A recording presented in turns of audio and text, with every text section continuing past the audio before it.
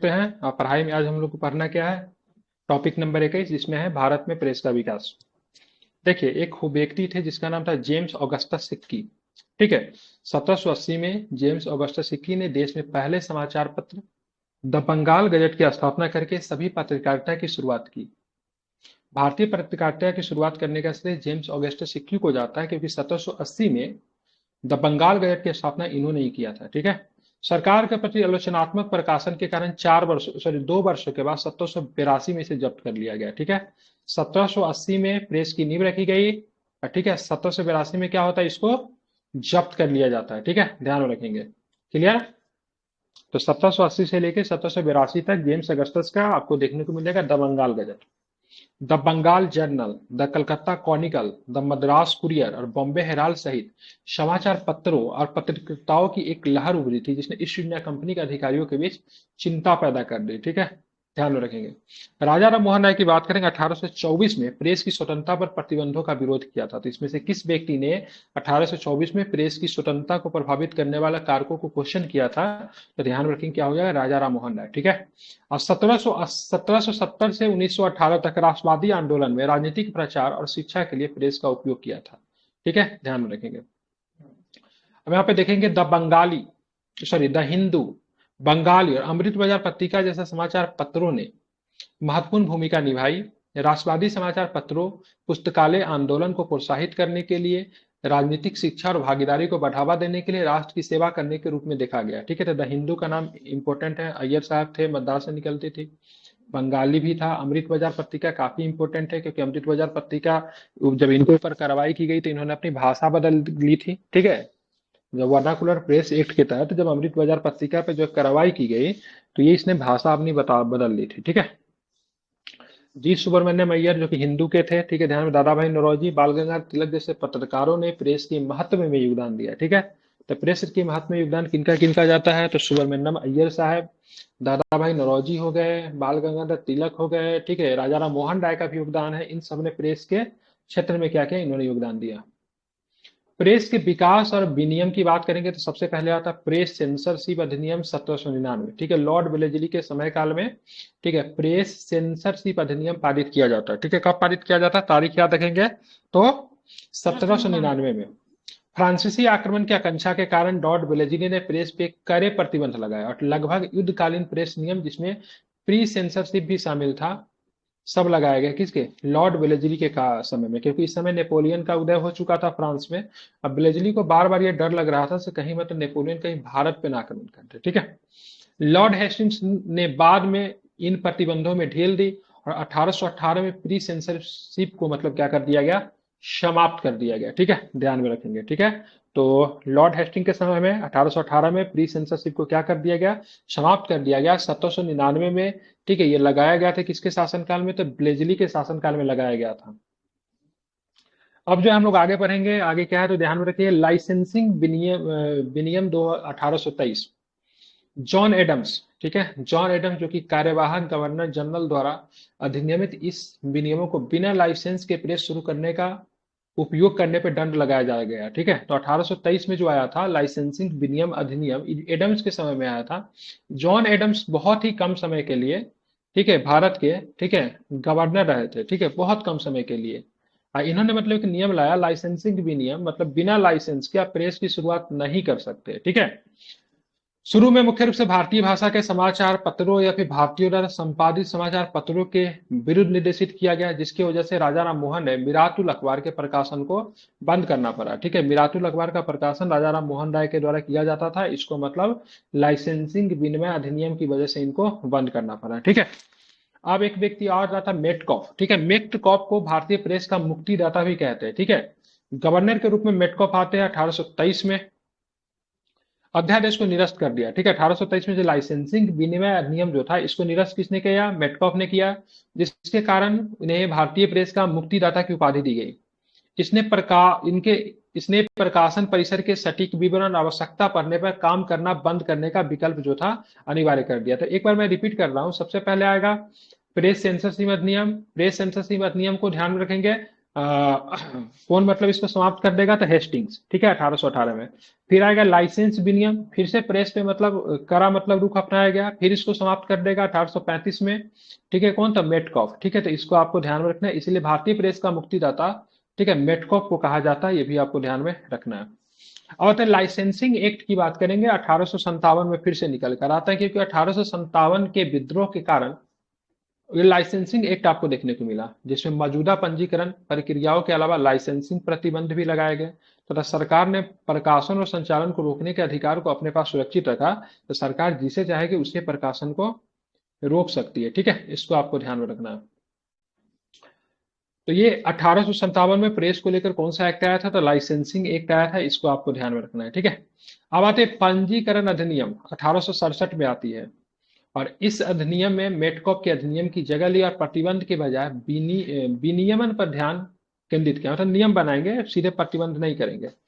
इसमें मुद्रक प्रकाशन और प्रकाशक और प्रकाशन के स्थान का नाम छापना और पुस्तक के प्रकाशन की तिथि से 1 महीने के भीतर स्थानीय सरकार के प्रति प्रस्तुत करना अनिवार्य था। मतलब इसे नियम बना दिया गया, हालांकि ये भी प्रेस सेंसरशिप को कंट्रोल ही करना था, लेकिन इसने नियम क्या बना दिया, जो भी पुस्तक छपेगा ना, मुद्रक का नाम होगा, मतलब प्रिंटर का नाम होगा, प्रिंटिंग प्रेस मतलब कौन इसका किसने प्रिंट किया है, प्रकाशक का नाम होगा, कौन प्रकाशन कर रहा है।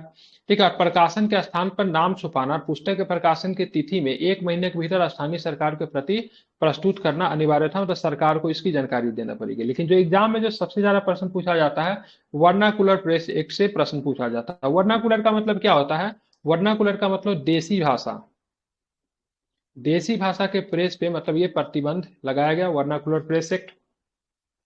ध्यान रखेंगे, इसका उद्देश्य स्थानीय प्रेस को बेहतर ढंग से नियंत्रित करना और प्राच्य भाषाओं को प्रकाशनों में देशद्रोही लिखन पे मतलब क्या करना था? अंकुश लगाना था। ठीक है, और कब आई थी वर्नाकुलर प्रेस एक्ट? ठीक है, VPA जिसको कहते हैं, ये 1978 में आई थी। वर्नाकुलर भाषा जो थी, देसी भाषा जो थी, उनपे मुख्यतः प्रतिबंधित करती थी। ठीक है, इससे आप ध्यान में रखेंगे। इसका उद्देश्य स्थानीय प्रेस को बेहतर ढंग से नियंत्रित करना और साथ में प्राच्य भाषाओं में प्रकाशनों में, ठीक है, देशद्रोही लेखन पे अंकुश लगाना। प्राच्य भाषा क्या होता है? तो प्राच्य भाषा की बात करेंगे, ध्यान में रखेंगे, उसका मतलब क्या होता है? तो ध्यान में रखेंगे, देसी भाषा। ठीक है, इसने जिला मजिस्ट्रेट को सशक्त बनाया, जो मुद्रकों और प्रकाशकों को बांड भरने के लिए बाध्य कर सकता था। ठीक है, बॉन्ड भरने के लिए बाध्य कर सकता था, जिसमें असंतोष या द्वेष भड़काने वाली सामग्री पर रोक लगाई जा सकती थी। साथ में क्या था? इसमें अपील न किए जाने योग्य कार्यवाही और उनके निर्णय अंतिम थे, जिनमें न्यायालय में अपील का कोई अधिकार नहीं था। स्थानीय समाचार पत्रों पर सरकारी सेंसरशिप पर सरकारी सेंसर को प्रूफ प्रस्तुत करके छूट प्राप्त कर सकते थे। ठीक है, ध्यान रखेंगे। प्रिंटर और प्रकाशक को सुरक्षा जमा करने में भी आवश्यकता हो सकती थी, जिसे नियमों का उल्लंघन पर जब्त किया जा सकता। अगर नियम का कोई अगर उल्लंघन करता था, तो उनके प्रेस को के साथ साथ जितने भी संपत्ति जो था, सबको जब्त कर लिया जाता था। यदि अपराध फिर से होता है, तो प्रेस उपकरण भी क्या थे? जब्त किए जाते थे। ठीक है, और ध्यान में रखेंगे, ये जो था अंग्रेजी भाषा के अखबार और ये हिंद जो देसी भाषा के अखबार जो थे, उनमें मतलब क्या करता था? भेदभाव करता था। इसीलिए वर्नाकुलर प्रेस एक्ट को एक और नाम से भी जानते हैं, जिसको क्या बोला? गैंगिंग एक्ट कहते हैं। क्या बोलते हैं इसको? गैंगिंग एक्ट कहते हैं। ठीक है, इंपॉर्टेंट क्या था ना, ध्यान में रखेंगे, ये VPA जो था, ठीक है, वर्नाकुलर प्रेस एक्ट, VPA मतलब हुआ, इसमें इसके तहत अपील का कोई अधिकार नहीं दिया गया था। ठीक है, तो एक तरह से काला कानून जो था 1919 में प्रस्तुत हुआ लोगों के लिए, और ये एक तरह से प्रेस के लिए काला कानून था। ठीक है, क्योंकि इसमें अपील का किसी प्रकार का अधिकार नहीं था, और उसमें 1919 वाले में लोगों को कैद किया जाता था, इसमें अगर कानून तोड़ने पे प्रेस और उसके सारे संपत्ति को भी कैद कर लिया जाता है। ठीक है, अमृत बाजार पत्रिका जो बंगाली भाषा में आती थी, उसको ये बात पता चला, तो वो ये इसे बचने के लिए रातों रात मतलब क्या बनी, मतलब उसने क्या किया, भाषा को ही मतलब क्या किया, बदल दिया। एक अखबार और भी था जिसका नाम था पायोनियर। ठीक है, तो पायोनियर ने मतलब ये वर्नाकुलर प्रेस एक्ट का समर्थन किया था। क्या किया था? समर्थन किया था। ये अंग्रेजी भाषा की अखबार थी, और ध्यान में रखिएगा, इसका जो संपादक जो था वो भी मतलब ब्रिटिश ही था, मतलब अंग्रेज व्यक्ति के द्वारा ही इसको चलाई जाती थी। नाम मैं उसका भूल रहा हूं, लेकिन वो ब्रिटिश ही था। तो पायोनियर ने इसका समर्थन किया था। अमृत बाजार पत्रिका ने रातों रात अपनी भाषा बदल ली थी, ये भी आपको ध्यान में रखना है। ठीक है, बाद में पहले के सेंसरशिप खंड को निरस्त कर दिया गया। प्रेस को प्रामाणिक और सटीक समाचार प्रदान करने के लिए एक प्रेस आयुक्त नियुक्त किया गया। ठीक है, व्यापक विरोध के कारण 1882 में लॉर्ड रिपन ने इसे निरस्त कर दिया। ठीक है, तो लॉर्ड रिपन की बात करेंगे या फिर बात करेंगे लॉर्ड हेस्टिंग्स की बात करेंगे, ठीक है, या फिर मेटकॉप की बात करेंगे, तो ये सब प्रेस के प्रति, भारतीय प्रेस की प्रति इनकी नीति क्या थी, नर्म थी। ठीक है, ब्लेजली की बात करेंगे, ठीक है, उसके बाद बात करेंगे लीटन की बात करेंगे, तो भारतीय प्रेस की प्रति इनकी नीति क्या थी, काफी अधिक सख्त थी। ठीक है, ये भी आपको ध्यान में रखना है। समाचार पत्र अधिनियम 1908 में आता है। ठीक है, ध्यान रखिए, समाचार पत्र अधिनियम की बात करेंगे तो 1908 में समाचार पत्र अधिनियम आता है। इंपॉर्टेंट है। क्यों इंपॉर्टेंट है, जरा इसको ध्यान रखेंगे। समाचार पत्र अधिनियम इसलिए इंपॉर्टेंट है क्योंकि 1908 में आता है। इसमें अपराधों के लिए उकसाना वाला जो समाचार पत्र जो था, जैसे मान लीजिए कि इसे इनको सजा हुई थी, क्या नाम है, तिलक महोदय की सजा हुई थी। ठीक है, तिलक महोदय को सजा हुई थी और कहा गया था, इन्होंने अपने अखबार में, ठीक है, क्या किया, उकसाने वाली बातें लिखी। उस बात को पढ़कर चापेकर बंधु ने 2 प्लेग ऑफिसर की हत्या कर दी। ठीक है, तो समाचार पत्र में अगर कोई अपराध के लिए किसी को उकसाता है तो उसके लिए एक अधिनियम लाया गया 1908 वाला। इसने चरमपंथी राष्ट्रवादी गतिविधियों को लक्षित किया, जिसे मजिस्ट्रेटों की हत्या, हिंसा और कृत्यों को भड़काने की संभावना वाले आपत्तिजनक सामग्री को प्रकाशित करने वाली प्रेस संपत्ति को जब्त करने की अनुमति दी गई थी। ठीक है, और साथ में 1908 में क्या आता है, तो समाचार पत्र अपराधों के लिए उकसाना 1908 में आता है। ठीक है, और समाचार पत्रों में लिखने की वजह से सबसे पहले तिलक को सजा हुई थी। ठीक है, तो तिलक को अपने लेखनी की वजह से क्या होती है, तो इनको सजा होती है, ये भी आपको ध्यान में रखना है। अब भारतीय प्रेस अधिनियम की बात करेंगे 1910 में। ठीक है, तो वर्नाकुलर प्रेस एक्ट जो था ना, वीपीए, उसको मतलब फिर से इसने पुनर्जीवित कर दिया। क्योंकि 1910 से पहले की गतिविधि पे ध्यान रखें तो बहुत सारी मतलब क्रांतिकारी घटनाएं हो रही थी बंगाल में, महाराष्ट्र में, पंजाब में। 1909 में जैक्सन की गोली मारकर हत्या कर दी गई थी अनंत कन्हरे के द्वारा। ठीक है, तो इन सारे चीज को देखने के लिए वीपीए, वर्नाकुलर प्रेस एक्ट की विशेषताओं को पुनर्जीवित किया गया तथा स्थानीय सरकारों को सुरक्षा मांग करने और समाचार पत्रों की प्रतियां निःशुल्क प्रस्तुत करने का अधिकार भी दिया गया। ठीक है, अब आता है प्रथम विश्व युद्ध की शुरुआत हो जाती है। उस दौरान अगर आप देखोगे तो बहुत सारी चीजें होती है प्रथम विश्व युद्ध के उस समय भी क्रांतिकारी विचारधारा को कम करने के लिए। ठीक है, भारत रक्षा अधिनियम पास किया जाता प्रथम विश्व युद्ध के दौरान। ये आपका ध्यान रखें, भारत रक्षा अधिनियम आता है प्रथम विश्व युद्ध के दौरान। इस राजनीतिक कदम को दो व्यक्ति ने, सॉरी, एक व्यक्ति ने आलोचना किया था, उनका नाम था तेज बहादुर सुप्रू की अध्यक्षता में। ठीक है, ध्यान रखेंगे, इसकी आलोचना भी की गई थी। तेज बहादुर सुप्रू की अध्यक्षता वाली प्रेस समिति की सिफारिशों के आधार पर 1908 और 1910 के प्रेस अधिनियम को मतलब क्या क्या निरस्त कर दिया, मतलब भारत प्रेस अधिनियम निरस्त हो गया और साथ में, ठीक है, समाचार पत्र ये भी निरस्त कर दिया गया था, समाचार पत्र अधिनियम। और इसकी अध्यक्षता कौन कर रहे थे, तेज बहादुर सुप्रू ने इसका निंदा किया था। दोनों प्रेस अधिनियम को क्या किया गया, नष्ट कर दिया गया था। ठीक है, समझ गए, तो किसकी अध्यक्षता में एक समिति बनी थी जिसने 1908 और 1910 के प्रेस अधिनियम को निरस्त करने की बात कही थी, तो ध्यान रखेंगे तेज बहादुर सुप्रू। ठीक है, आप चलेंगे भारतीय प्रेस की आपातकालीन शक्तियां 1931 में आता है। इसने प्रांतीय सरकारों को शबनीय अवज्ञा आंदोलन के प्रचार को दबाने के लिए व्यापक शक्तियां दी थी।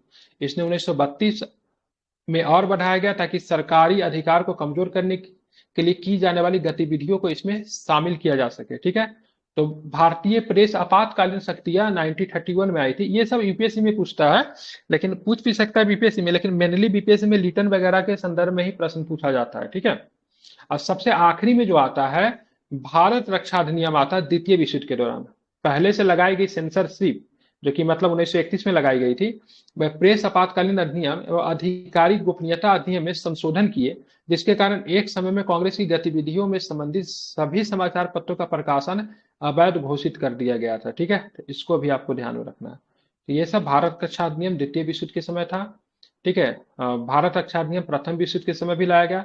भारतीय प्रेस अधिनियम 1910 में आया था। समाचार पत्र अधिनियम 1908 में आया था। हालांकि 1908 वाला 1910 वाला अधिनियम को भारत रक्षा अधिनियम जिस समय आया तो उसको समाप्त कर दिया गया था। तेज बहादुर सुप्रू की अध्यक्षता में इसकी एक समिति ने अनुशंसा की थी। ठीक है, अमृत बाजार पत्रिका ने रातों रात अपनी भाषा बदल ली थी। ठीक है, वर्नाकुलर प्रेस एक्ट से बचने के लिए। वर्नाकुलर प्रेस एक्ट जो था अंग्रेजी भाषा और स्थानीय भाषा में भेद करती थी, इसीलिए इसको कौन सा एक्ट कहते हैं, इसको गैंगिंग एक्ट कहा गया था। ठीक है, और वर्नाकुलर प्रेस एक्ट को किसने समाप्त कर दिया, रिपन ने समाप्त कर दिया। वर्नाकुलर प्रेस एक्ट किसके शासनकाल में आया था, तो ध्यान रखिए 1878 में, ध्यान रखिए लीटन के शासनकाल में आया था। लीटन जो था भारतीय प्रेस को दबाना चाहता था, लेकिन भारतीय प्रेस के समर्थक कौन थे? तो रिपन थे, ठीक है।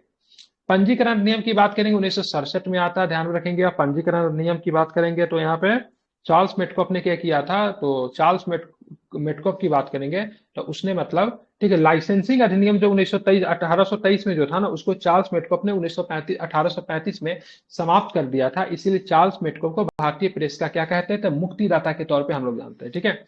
तो चार्ल्स मेटकॉफ, रिपन, और ध्यान में रखिएगा क्या नाम था इसका?